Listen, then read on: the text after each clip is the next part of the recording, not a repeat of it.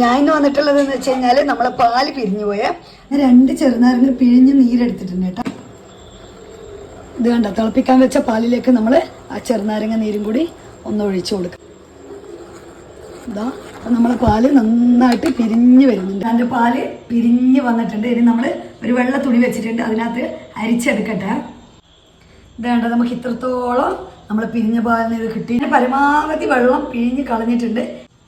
ഞാൻ ഇതൊരു കിഴി പോലെ ആക്കിയിട്ട് ഇതിൻ്റെ മുകളിൽ നമ്മളിങ്ങനെ വെച്ചിട്ട് നല്ല വെയിറ്റുള്ള സാധനം ഇങ്ങനെ എടുത്ത് വെക്കണേ.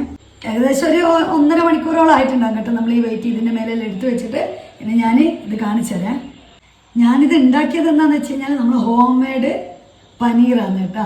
അപ്പോൾ നമ്മൾ പിരിഞ്ഞു പോയ പാലുകൊണ്ട് ഞാൻ പനീർ ഉണ്ടാക്കിയിട്ടുണ്ട്. അപ്പോൾ പനീർ സെറ്റായത് നമുക്ക് നോക്കാം. നമ്മളെ പനീർ റെഡ്. ഇനി നമ്മളിത് കട്ട് ചെയ്യണം കേട്ടോ. ഇങ്ങനെ ചെറുതായിട്ട് ഇങ്ങനെ കട്ട് ചെയ്തെടുക്കാം. ഇതാ നമ്മളെ ഹോം മെയ്ഡ് പനീർ റെഡി ആയിട്ടുണ്ട്. എല്ലാവരും ഇനി പാല് പിരിഞ്ഞു കഴിഞ്ഞാൽ ഇതുപോലെ ഒന്ന് ട്രൈ ചെയ്തോക്കെ.